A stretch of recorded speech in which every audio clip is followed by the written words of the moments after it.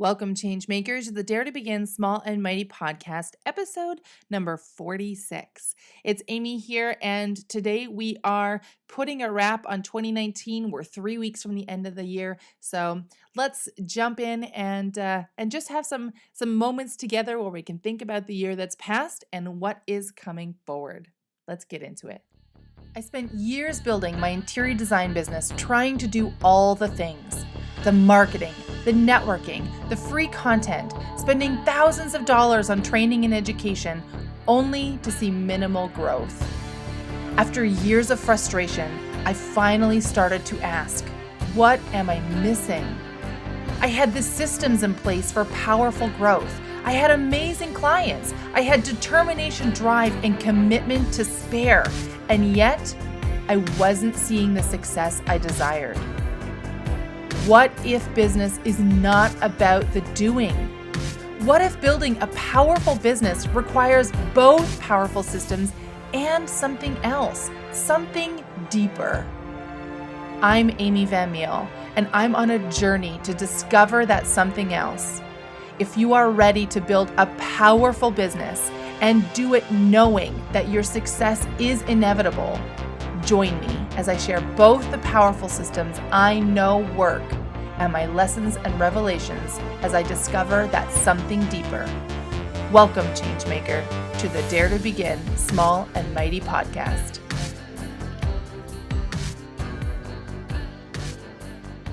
Well, hey there, Changemaker. Thanks so much for tuning in today. Welcome to the podcast. Amy here. I'm excited to be joining you again today.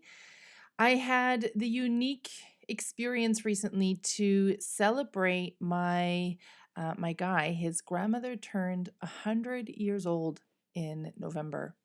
And it really puts things in perspective when how often do you hear somebody say like, "Oh, I'm so old," or "I'm getting so old," or I'm too old to do something," or however we look at it.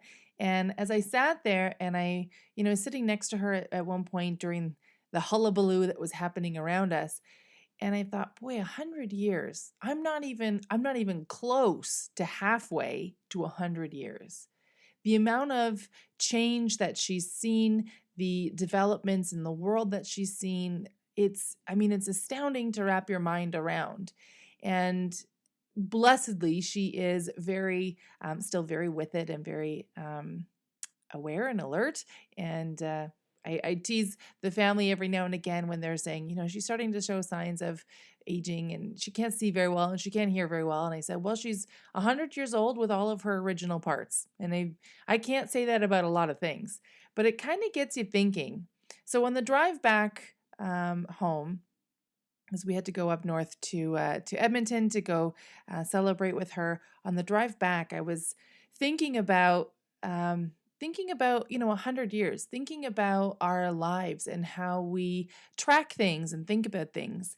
And what I want to talk about today is essentially just putting a wrap on 2019. We are the day this comes out, so it may be less than that by the time you're listening to this, but the day that this podcast comes out is exactly 3 weeks until the end of the year, 21 days until we change everything over and we welcome in 2020. And I think it's worth taking a bit of time to look back and taking a bit of time to think about, like, how far have we come? What does this year look like? What are things that we want to celebrate about this year? What are things that we're looking forward to for the next year? What have we learned? I think it's important that we take a bit of time to reflect. And the truth is, I do this somewhat regularly, that I kind of look back and go, holy smokes, like I can't believe all that has happened and all that has changed and where we are now. But I think the end of the year is a good time for all of us to just take a beat and have a moment to look back. So we're coming up on the end of 2019, 3 weeks away.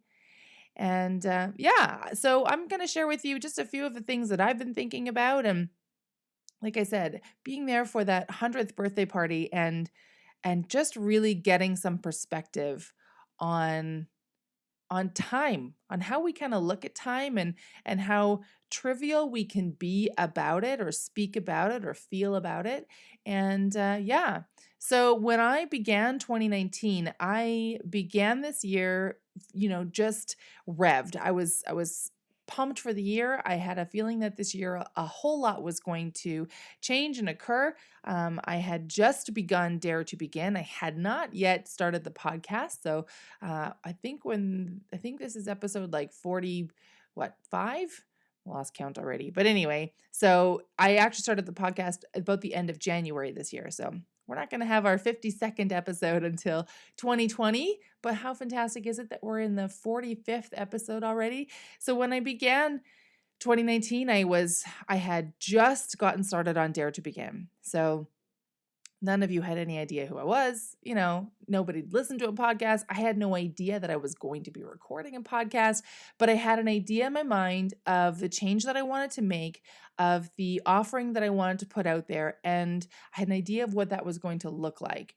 Now, let me tell you, looking back, it doesn't look like what I expected it to look like.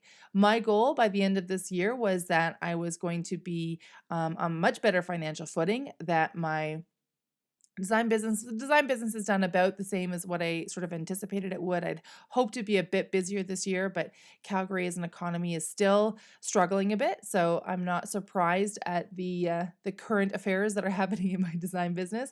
But I had anticipated more in terms of revenue and clients from Dare to Begin. So there's a part of looking back that's like, boy, I wish that could have been different.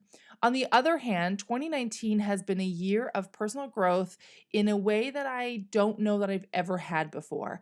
I've had some years of deeply painful growth. So 2012 was a year of deeply painful growth where my entire life shifted. Everything, if you think about sort of throwing everything up in the air, it all sort of went up in the air. And then at the end of 2012, it landed and it became very different. And 2012 is really what set the stage for, in truth, for me being with you here today. And it seems strange to look back at it and say, well, but Amy, that was 7 years ago. How much could it really have changed? At the end of 2012, I accepted a job, and that job is where I met my guy, and my guy is what brought me to Calgary. And my time in Calgary and my experiences in building my business are what eventually ultimately led to me beginning Dare to Begin. So I think it's important to look back and and think about those moments. And here's the fun thing: as we were driving back from the 100th birthday party, and I was looking back, and I just kind of get a different perspective on things. I was like, there are moments in our lives that if we are aware enough of them, where there are they're pivotal moments. They're moments where I believe, if you believe in the infinite, how do they say it, like the infinite timelines, that essentially there's multiple versions of ourselves exist in existence. I'm not super into it, so I don't totally understand it. But the idea that essentially every decision that you make can have a number of different outcomes. And so as I was thinking about this and thinking about where I've come in the last few years, and again putting in perspective with this 100th birthday, I was thinking about the moments in my life where I could almost see with complete clarity a split in the timeline, where there was this moment in time happened, and in the reality that I live in, this is the direction that I went. But I could also see in alternative realities that it would have gone a different way. It's kind of mind bending to think about it that way. And again, we can't go back and change time, and we certainly can't predict the future, but it's worth, I think, having a moment and just understanding the scope of those things. So 2019 was a year of deep personal growth, immense change on my part. I feel much more grounded coming to the end of 2019 and preparing for 2020. I still have big dreams. I still have big goals. I still expect a lot from Dare to Begin in 2020. I look forward to welcoming my first students into the Lost to Launched Academy. I look forward to having a bigger and deeper impact out there with the work that I'm doing, both with the podcast and with my programs, or however it is that 2020 will roll forward. And yeah, I'm excited to see what life is going to bring in 2020. So we're, like I said, coming up on 3 weeks, not coming up on, we are 3 weeks for the end of the year.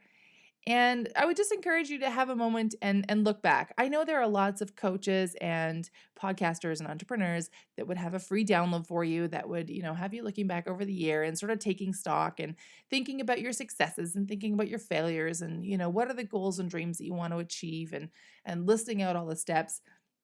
By all means, if that is something that you feel you want to do, please do so. It's a fantastic way to look back. It's a fantastic way to take stock of what happened. But I don't believe that you have to write things down in order to be able to have that moment of reflection. And in fact, when there's something that occurs to me when I sit down with a pen and paper, it's almost like this like incredible expectation that as soon as I sit down with a pen and paper to have that moment of reflection, it somehow reduces to like the least, almost in a way, important parts. It's not all the time, but I find that I'm looking for those hits. I'm looking for those, what was a big success that I had this year? And I tend to sometimes downplay things like the fact that, the last few months have been an incredible change in my life. And there has been lots of good and amazing that has come out of it. But if I were to write down a success being, that I got a job, probably not a success that I would be celebrating. And on the other hand, the impact that having a job has made and the opportunities that it has opened up for me are definitely worth celebrating. And I shared a few episodes ago that, that was a challenge for me to step back into the world of being an employee, while still working on building my businesses and moving forward. That is a challenge for any of you who have a job, and are building your business. You know exactly what I'm talking about. But it's a whole different challenge again if you have been independent and on your own, and you've taken a step back into the employee, what's the word, role, I suppose. That it takes a bit of a shift mentally and emotionally to step back into that situation. So, those are not necessarily successes that I would celebrate, but on the other hand, they have led to some deep growth on my part, and they've made some amazing things possible for myself and for my guy and in my life. And those things should not be sold short. On the other hand, I could look at some of the failures that I had this year. That the launch that I had in May was essentially a total failure. It didn't go anywhere. It didn't go at all the way I had planned for it or hoped for it or was, attempting to manifest for it to go.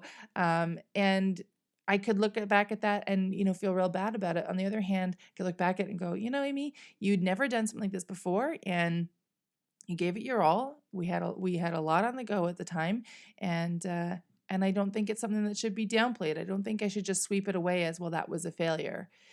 And I also think that it's important that we look at those moments of failure with less negativity. And I know that's so easy to say. And even as I say it, my inner voice is going like, okay, well, great. Yeah, we're going to celebrate our failures. But, really, they're still failures.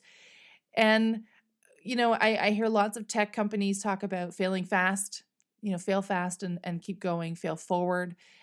Those are all fantastic ideas. It's always it really is worth keeping in mind to not be so sold on something that you refuse to let it go.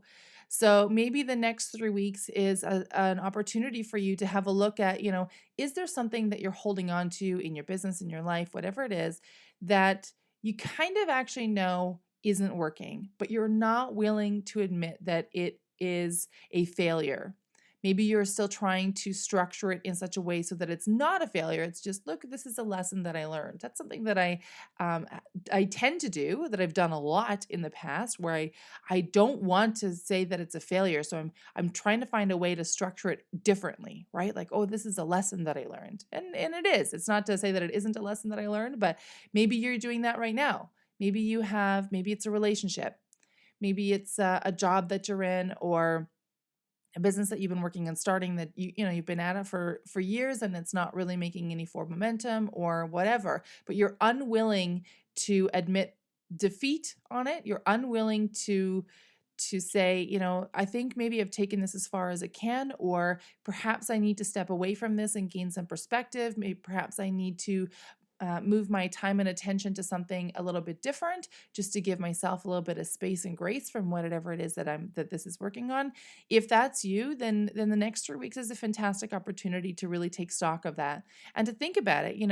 There's nothing wrong with calling it a failure. There's nothing wrong with taking a step back from things. And in fact, I find more often than not, when we take a step back, we gain some incredible perspective.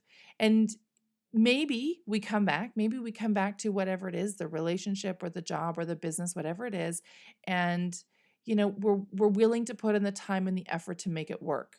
But now we have some clarity because we've taken ourselves out of it for a time, and we know what we want to do, or we know what we're willing to put into it, or we know what needs to be corrected, and so we can do that.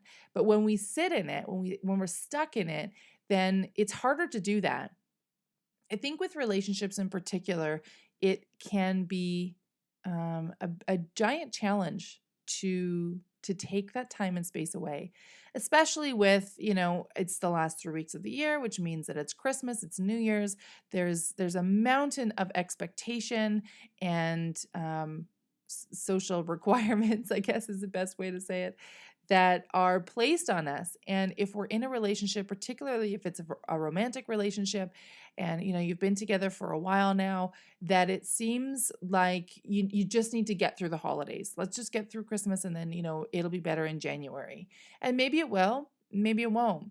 And so the question I suppose I have for you, if that's you, if you're in a relationship that you kind of know isn't actually going somewhere, is it worth investing the time over the holidays to be together, knowing full well that it's not going to work out? On the other hand, have you built a relationship that allows enough openness and honesty that you can speak with your partner and say, look, something about this isn't working. And it's not that I don't want to be with you, or that I think this isn't going to work out, but can we just pull back and give ourselves both? Because essentially, when you're in a relationship, it's not just about you, it's about the other person as well. Can we give ourselves a moment to just take some stock? Is this really where we want to go? And I'll be honest, and we're just podcast episodes taking a small turn from what I was thinking it would. I've been together with my guy for 6 years. I suppose in 2020 we'll be going on 7 years, which is kind of blowing my mind a little bit right now. And there have been moments in our relationship, many moments in our relationship, where I'm sure both of us have not been certain of our outcome. We've maybe not been certain about our future together. Not that we don't love each other, or, didn't have similar expectations, but just moments of going like, is this really what we want? And so we've had those open conversations, and they're tough and they're tearful. There's lots of Kleenexes that get used on my part anyway, during those moments. And they never feel good necessarily, but I think they're also worth having because you're being honest with one another.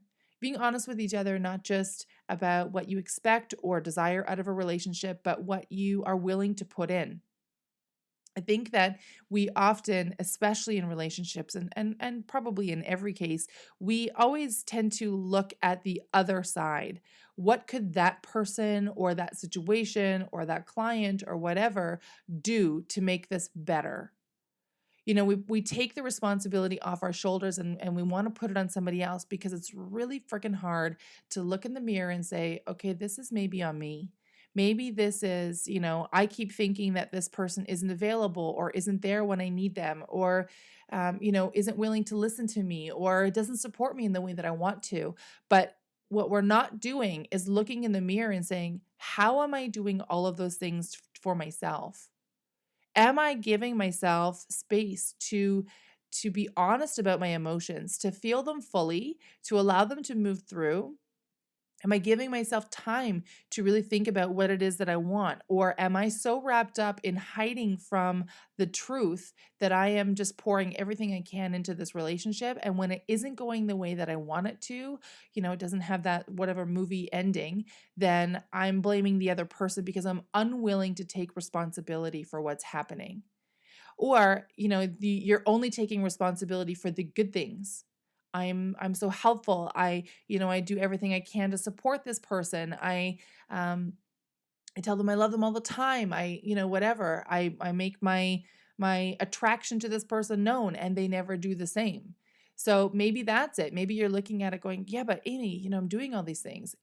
It's always worth having a look in the mirror. And the beautiful thing about relationships, this is all relationships, not just romantic relationships, is that it does give you a very clear reflection back at who you are. Because the funny thing is, there are moments that in our relationship that I've had a total meltdown, thinking this isn't going anywhere, and you don't understand what I want, and I can't seem to be clear about things, and he's on the other side going, I thought everything was fine. I thought, I hear what you're saying, and I'm doing my best, but I thought we were moving in the direction that we both wanted. So the relationship, there's nothing like a relationship to give you clarity like that. Anyway, that took a little bit of a turn. Sorry, y'all. But I do think, it came up because it needed to be said. Maybe some of you are listening right now, and maybe it's striking a chord. Maybe you're like, fuck you, Amy. I'm out of here. I don't want to listen to this. If that's you, if you've had this moment where something that I've talked about has made you really angry or really upset, lean into that, because that means that there's something in there. There is a truth that the words that I have said have it struck that chord. And if you have no reaction, then probably you're fine. But my guess is, if you're having some kind of an emotional reaction to this, it's because you know that there's something that needs to change in here. So I'm going to keep this week short. I'm going to do my best to keep actually the next few weeks short, because we are in the holiday season, and I mean, there's so much going on. You certainly don't need to be spending hours listening to me on the podcast. And I do so appreciate that you are tuning in all the time. Thank you so much for being part of the audience and for listening in. And yeah, I would encourage you that if you have been listening regularly, even if you haven't, even if you're brand new, if you're on the Instagrams, send me a DM at I Dare to Begin. I'd love to hear from you. I'd love to hear your thoughts, some of your favorite episodes, things that you might want to learn more about, or, if you have questions for me, please send me a DM over on Instagram. And I'm going to wrap it there. So I wish you a phenomenal day, phenomenal week. We are 3 weeks and counting to the new year. And yeah, I would encourage you to just take some stock, have a look back over the year. And next week, we're going to be talking about getting ready for the new year. So I'm excited for that episode to come out as well. So take some time, give yourself some time to look back, to take stock of what happened, and yeah, to get yourself ready to hit 2020. I'm pumped for you guys. I'm pumped for me. I probably sound a little bit sleepy because it's been busy, guys. It's been busy on my end. So thanks so much for listening. I wish you all a phenomenal day. And yeah, looking forward to chatting with you again on next week's episode. Bye for now. Are you tired of figuring it out all on your own? Of sitting in overwhelm, knowing that you're not moving forward, but having no idea where or how to start? Are you ready to learn effective, profit-supporting strategies for your business so that you can finally earn the money you desire and step into the freedom that you're working so hard to create? If so, I invite you to join me inside the Launchpad. You'll get instant access to free training designed to meet you where you are right now and propel you forward toward the dream that you hold in your mind. It's time to make a powerful move toward your future. Time to step up and serve the people who desperately need your help. Let's not keep them waiting any longer. Today is the day. Join the Launchpad now. Just go to daretobegin.net/the Launchpad and sign up. Your success is inevitable. Now, let's launch it.